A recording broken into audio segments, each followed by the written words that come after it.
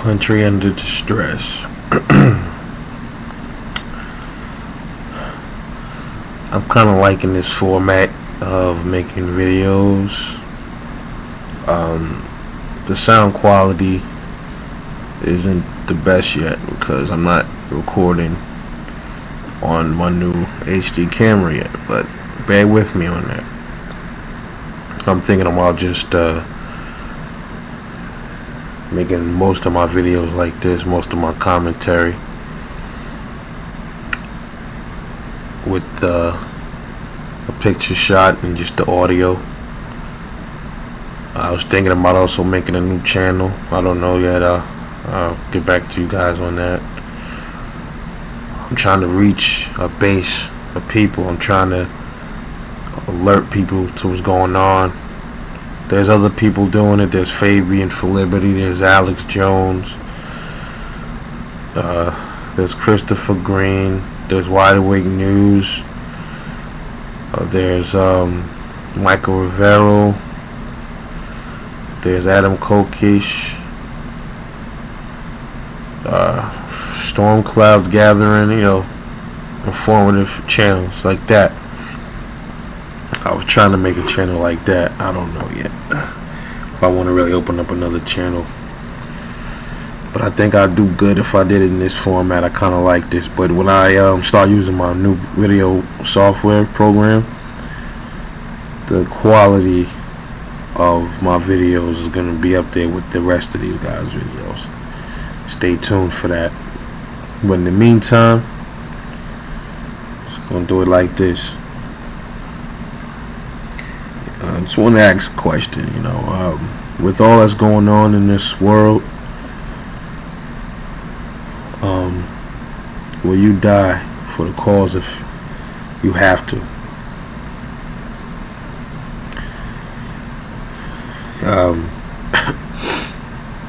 You know, a good sister of mine on here, check out her channel, Pamela 666. I think that's it, Pamela 66.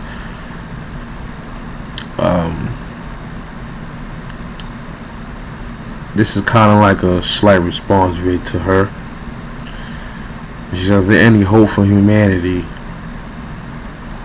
I don't see it.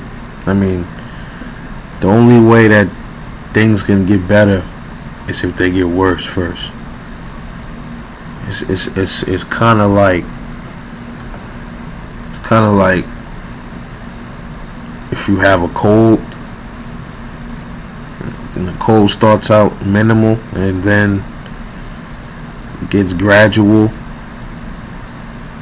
and then you have to fight the cold, but it gets to its climax, and when it gets to its climax it's at its worst.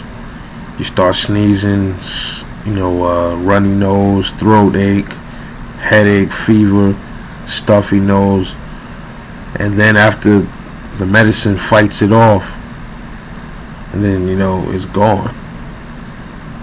You know, so I think there's no stopping what's coming. There's a lot of talk about economic collapse, the failure of the dollar as the world reserve currency. That could be years off, that could be months off, who knows? But one thing's for sure is something's wrong. Something is seriously wrong here, and not just here, across the world. And you can see the fire going. It's just fire in every country, and you know, it's just the rage of the people. And you know, we can talk about this forever. You know, we got, you know, just like my previous video when I said, you know, you can't trust companies, you can't trust corporations. NRA is a sellout. I'll never give them my money, ever. You know, you got, you know, it's so much stuff that has happened this year alone that I don't even know where to start. But let's just run through a few things that has happened this year. Let's just run through them. So this is October. We're at the end of the year. So let's just run through a few things that have taken place this year. President Barack Obama signs the NDAA, the NDRP bill, which is supposed to be a preparedness act, which gives the government full jurisdiction over farms, over free work, free labor, which is another word for slavery. All that's been passed. Government agencies buying billions of rounds of ammunition. Drones being built. Okay? Police shooting people left and right. Mayor Bloomberg in New York City, a ban on 64-ounce sodas. It might seem like something small not to be mentioned, but that's how it starts, folks. It starts like that. They ban little small stuff like that, which you might think is small. It's not. And then they start banning everything else, and they telling you can't walk on one side of the street. And then once they tell you can't walk on one side of the street, they tell you can't drive anymore. Then once they say you can't drive anymore, they tell you need permission to come out your house. You need a permit to come out of your house. You know, it's one tyranny is gradual, and that's why I get upset when I hear people, Alex Jones might seem like a kook sometimes, or Christopher Green or whoever. They always talk about collapse, and then I see comments on these channels and say, when is this collapse coming? I've been waiting 10 years. You guys are just fearmongers. Well, I mean, collapse doesn't happen overnight the way you may think it does. It might take 10, 15 years, but something is wrong. I mean, you can't see it. You have a problem if you can't see that. Crime at an all-time high. Little kids out here running around shooting each other. The government trying to force vaccinations on people. You got militias being infiltrated by the government. You can't tell me the Qatari militia hasn't been infiltrated. That's the main reason they let them out, because I believe they have been infiltrated. Because there's no way you keep somebody in jail for something they didn't, for something that you claim that they were going to do, and then all of a sudden you let them out. It's more to it. It's that militia has been infiltrated. Trust me. I watch everything. I pay attention. I pay very close attention to everything that's been going on, and it's all bananas. It's all coming to a head. You got Barack Obama throwing debates. My thing is this with the debate. Everybody say Mitt Romney destroyed him in the debate. We don't know what's going on. He might have a comeback on the next debate. It's all charade. It's all show. It's all staged, in my opinion. My thing is this, though. If Mitt Romney is elected November the 6th, you people got to realize something here. He doesn't become president until January 2013. So Barack Obama still has 2 months in office. That means he's a lame duck.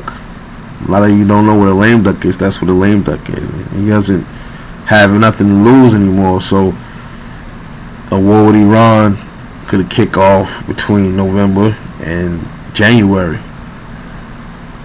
Not saying it is. That's just a possibility if he's not going to be re-elected or reselected. I'm not going to say election anymore. It's reselection. That's what it's called. It's selection. Because I don't see why people don't. The evil is right in your face. You got two candidates for president that's running for president. You got one that's already in office, Democrat and Republican. You got all these other people that's officially candidates, but they're not allowed to go to the debates. There's something wrong with that, and I don't see why people don't see what's wrong with that. Okay, last time I checked, if you're a presidential candidate, you get to debate, right? You get to open your mouth and speak. And so what happened to the other people? Why is it only two on that stand, on that stage? There's Libertarians, there's Justice Party, there's the Green Party, Independent Party. What happened to them? Funny thing is, they weren't invited to this debate. These debates are created by them. The committee that puts together these debates are created by Democrats and Republicans, which is the reason why it's the way it is. Hence, you have Democrats and Republicans only allowed. They are the ones that have the control. And you gotta ask yourself, how come they don't let the smaller, lesser known Republicans debate? Well, that's because it's selected. These people are selected. That's the reason why. These people are selected, man. There's no reason, there's no other way to explain that. These people are selected from day one. That's a dead giveaway right there. Alright? So it's like, you know, there's a debate on the 13th. The independent, the little parties, they get their own debate. It's on October 13th. It was hosted by the Freedom, I gotta look it up, I forgot who's hosting it. But yes, there's a debate. Gary Johnson and all the others, the smaller, lesser known candidates, will be having a debate. But the thing is, did you know that Barack Obama and Mitt Romney were invited to that debate? And do you know that they declined? Why would they decline? Is it that they don't want to make themselves look foolish, or they don't want to get the real issues thrown at them that they can't answer, like the Federal Reserve or tyrannical bills being passed? See, these debates now, these Democrat Republican debates, they don't ask about the real issues. Yes, the economy is a real issue, but what about deeper stuff? What about tyranny? What about the billions of rounds of ammunition? Those are the kind of things that would probably pop up at the smaller debates. But and Obama and Romney, they're not ready for that kind of. They're not ready for the truth to come out, or they don't want to talk about the truth. They're fabricated candidates, selected puppets. That's what they are. So, you know, America is doomed, man. And I know a lot of you don't believe that. Like I said, things don't happen overnight. It might not happen today, it might not happen tomorrow, but you're going to see it change. It doesn't matter who gets in or who stays in. You got Mitt Romney. You got to remember one thing to keep in mind is Mitt Romney and Benjamin Netanyahu are really, really close. So what you think's going to happen when Mitt Romney gets in? You better count on a World War III. Barack Obama, remember that little thing he said on stage? I'll have more flexibility after the election. If he gets re-elected, what you think is going to happen? It's game on. So I think that's why everybody keeps saying it doesn't matter who gets elected or selected. It's a wrap for the United States. You know?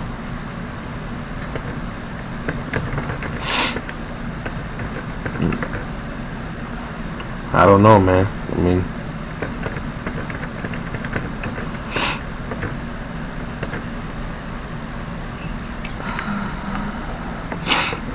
sorry about that. Just cleaning my nose.